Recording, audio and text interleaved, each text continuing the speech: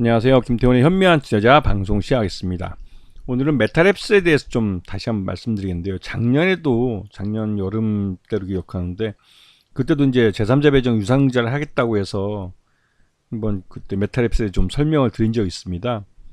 이 회사는 그 시장을 통해서 이제 유상증자 같은 자금을 조달을 해서 꼭 외부 업체를 뭔가 하나 사가지고 신규 사업을 갖다 붙입니다.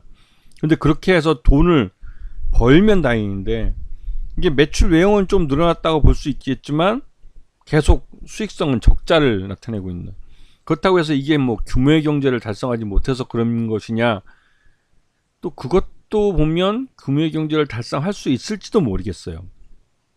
즉 메타랩스는 사업성이 불확실한 회사입니다. 그런데도 불구하고 상장사라는 이유만으로 상장사가 발행할 수 있는 전환사채나 제3자 배정 유상자를 통해서 시장에서 자금을 조달하고 이를 통해서 M&A를 하면서 사회로 그 돈을, 그러니까 시장에서 조달한 자금을 고스란히 사회로 유출시키고 또 신규 사업에 받아왔지만 그게 돈을 벌어다 주지 못하는 그런 바보짓을 하고 있는 회사라고 볼 수가 있죠.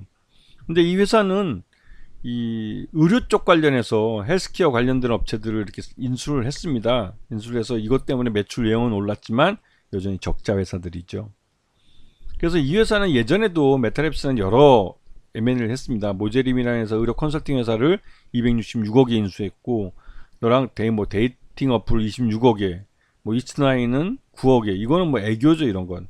넥스트 매치라는 데이팅 어플은 97억에, LCL 바이오라는 업체는 199억에, 이렇게 그 내부 자금을 외부로 계속 퍼 나가는 그런 M&A를 진행해 왔지만 돈은 못 벌었습니다. 여전히 분기 실적 봐도 뭐 지금은 의료 쪽 경영 컨설팅이 이제 의료 쪽 경영 컨설팅인데, 아까 말했던 그 병원들 관리해주고 하는, 여기서 이제 1분기에 59억 정도 매출이 발생했으니까 그나마도 이게 좀 다행한 건데, 뭐 기존에 인수했던 화장품이나 의류 쪽은 뭐 매출이 15억, 10억 이 정도밖에 안 되는 상황이죠. 그러니 당연히 연결 포괄 손익계산서도 그 매출 외형은 늘었을지 몰라도 수익성은 엉망입니다. 뭐 영업 손실은 5억씩 발생하고 단기 순손실도 15억 발생하고 있고, 매출 외형이 이렇게 일반적으로 늘어나는 기업들은 늘어난 것만큼 순이익이 늘게 되어 있습니다. 근데 매출 외형이 이렇게 많이 늘었는데도 불구하고 적자가 난다는 건 의도적으로 적자를 만들었든지 아니면 수익이 날 수 없는 사업을 하고 있는 거라고밖에 볼 수가 없는 거죠. 그리고 최대주 이버랩스라는 회사인데 이쪽이 40%를 갖고 있고 특수관계인 포함해서 55%를 갖고 있어서 대부분의 주식을 갖고 있다고 볼 수가 있죠. 근데 일반적으로 머니게임을 하는 업체들은 최대주 지분이 10% 미만으로 떨어지거나 해서 최악의 경우 상장 폐지가 되더라도 아깝지 않을 정도로 최대주 지분이 낮은 경우가 많습니다. 근데 그 메타랩스 같은 경우는 위버랩스가 전체 지분의 40%를 갖고 있기 때문에 뭐 일반적으로 머니게임하는 업체 중에는 좀 특이한 케이스라고 할 수가 있죠. 왜냐면 이 회사가 갖고 있는 부동산 자산이 300억대가 넘습니다. 그리고 각종 자산이 해서 한 1000억 정도 되고 부채가 한 300억대로 알고 있는데요. 그러다 보니 뭐 말 그대로 이제 자산이라는 게 꼭 꽤 되기 때문에 최대주 지분이 이렇게 높이 있을 수가 있는 거죠. 왜냐면 자산이 이렇게 많고 주가가 낮으면 적대적 M&A를 통해서 인수를 경영권을 뺏었고 또 이 자산을 유동화해서 머니게임 기업 사냥꾼들이 하는 짓이 그런 겁니다. 그래서 결국 회사 돈을 빼먹고 먹튀를 하는 거죠.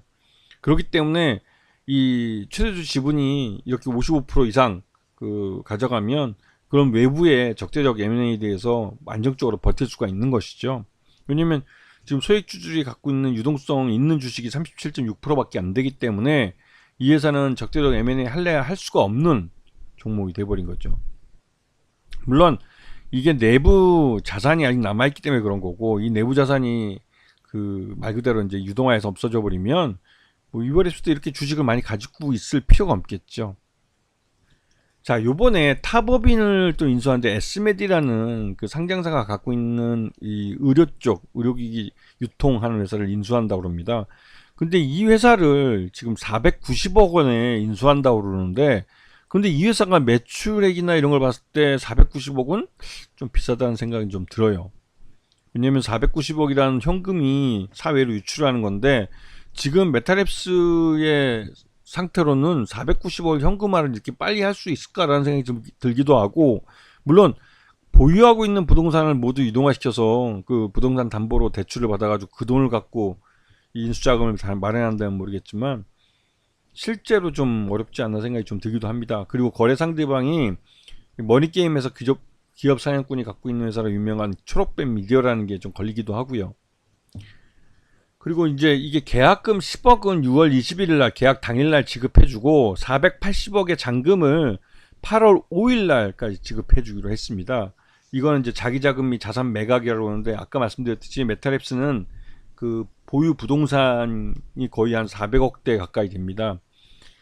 그리고 뭐 나머지 자산도 좀 있기 때문에 그런 것들을 유동화시켜서 이걸 인수한다면 결국은 뭐 여기 뭐 어렵게 외부 평가기관에서 뭐라고 뭐 이렇게 막 길게 써놨지만 다 무시하고 그냥 뭐 이렇게 벌써 의미 없는 말입니다. 이건 무슨 뭐 어렵게 써봤지만 실제로 회사가 490억이라는 돈을 사회로 유출시켜 버리고 그렇게 해서 인수를 한 이 에스메디라는 회사가 과연 그렇게 490억 이상의 값을 할 수 있는 회사인지는 기존에 이 회사를 해왔던 이 회사의 실적이라고 봤을 때 좀 보기가 갸우뚱해져요. 결국은 이런 식으로 이제 사내 유보금을 사회로 유출시키는 게 전형적인 머니게임하는 그 기업 사냥꾼들의 수법이기도 한데 아무리 봐도 이렇게 색안경을 끼고 볼 수밖에 없습니다. 이게 과거 메타랩스의 주가 흐름인데 이런 호재성제를 한번 내려놓고 무슨 M&A 한다고 해서 주가가 급등하고 그 이후로 계속 흘러내리고 제3재배적 유상증자 한다고 했을 때 뭐 성공한 것처럼 했다가 다시 또 주가 흘러내리고 중간에 하도 주가가 흘러내리니까 주식수가 많고 또 제3재배적 유상증자도 그 계열사를 대상으로 해야 되기 때문에 액면 변화를 해서 주식수를 줄여서 또 제3재배적 유상증자를 하고 그래서 그나마 주가 하락폭이 좀 낮아지긴 했어도 여전히 우하향하고 있는 차트는 맞습니다.